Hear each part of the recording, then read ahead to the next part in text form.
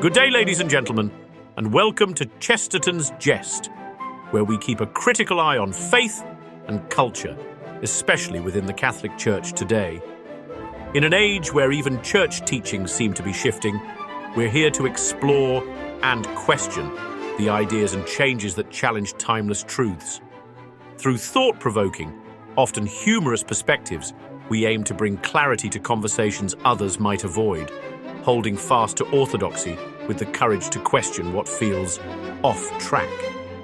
If you would like to join us as we dig deeper into the faith with reverence, wit, and a touch of Chestertonian insight, you can support this channel by gently pressing the like, share, and subscribe buttons in that order, and we thank you for your support. And now, without further ado, the Arian Heresy, how the Church almost lost its way. Chapter 1. The first great heresy and the loudest. Long before there were TikTok atheists and Twitter theologians, there was Arius, the OG of heresy. A priest from Alexandria with a talent for rhyme and a jaw made for schism, Arius spread a catchy little jingle across the empire. There was a time when he was not. It sounded simple. It sounded reasonable. It sounded just plausible enough to poison the entire church.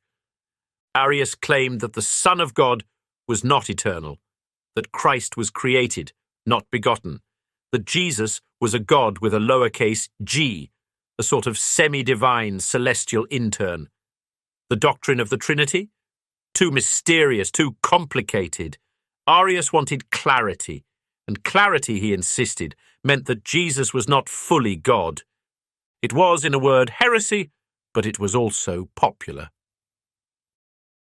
Chapter 2, when heresy becomes the hashtag. Arianism didn't survive because it was true. It survived because it was marketable. It was easy to chant. It fit on ancient graffiti. It pleased the emperors, soothed the intellectuals, and avoided the full scandal of the Incarnation. It was also a form of theological cancel culture, because if Christ is not truly God, then the heart of the gospel is erased. If he is just a creature, exalted, yes, but not divine, then Christianity becomes just another philosophy, another moral system, another wellness cult for the Roman elite. In that sense, Arianism was the first major attempt to deconstruct the faith, not with fire and sword, but with a smile and a slogan. Chapter 3. Enter Athanasius, the saint who wouldn't shut up. Then came Athanasius. Athanasius was small, stubborn, and spectacularly right. He was also exiled 5 times by 4 emperors. He stood against bishops, emperors, mobs, and even the Pope's advisors. He was accused of violence, sorcery, and disturbing the theological peace. Why?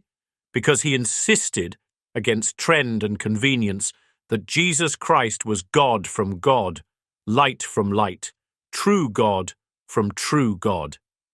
He defended the Nicene Creed like a man defending his home from arsonists. And that's exactly what he was doing. For if Christ is not fully God, then the cross is just a tragedy. The Eucharist is just a metaphor, and salvation is just wishful thinking. Athanasius saw this, and he would not bend. Chapter 4. When the world was Arian. The phrase Athanasius contra mundum, Athanasius against the world, was not a metaphor. For a time, nearly every bishop in the empire went Arian or semi-Arian. Entire councils collapsed into heresy. The Emperor Constantine, who convened the Council of Nicaea, later sided with Arius. His successors enforced Arianism by imperial decree. Orthodox clergy were exiled, harassed, and replaced by theological sock puppets. The Church didn't just flirt with error, she bathed in it. Imagine a time when nearly every cathedral, every seminary, every court-appointed bishop insisted that Christ was not fully divine, and to say otherwise was considered divisive or politically unwise.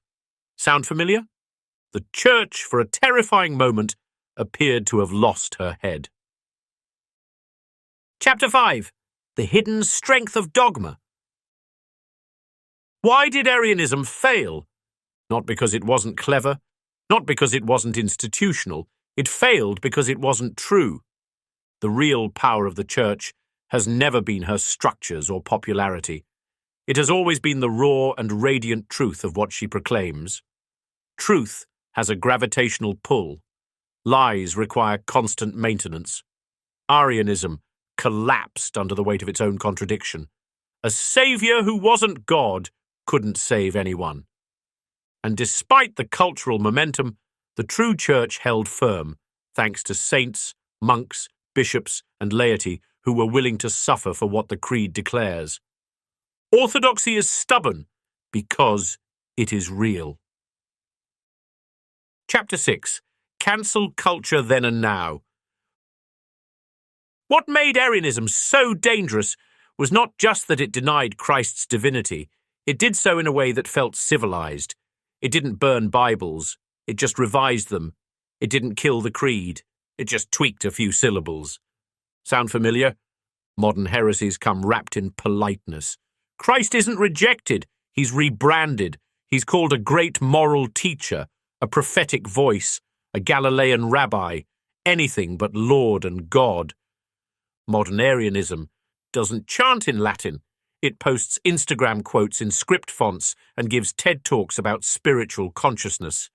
But it still tries to cancel Christ's divinity in the name of inclusivity and reason. Chapter 7. The Creed was not negotiated.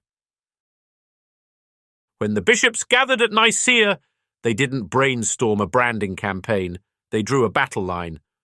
The Nicene Creed is not vague. It is not inclusive. It is not the result of a focus group. It declares, without apology, that Christ is consubstantial with the Father, that he is very God of very God, that without him nothing was made, and without him nothing is saved. And that's the point. Christianity is not an ideology. It is not a lifestyle choice.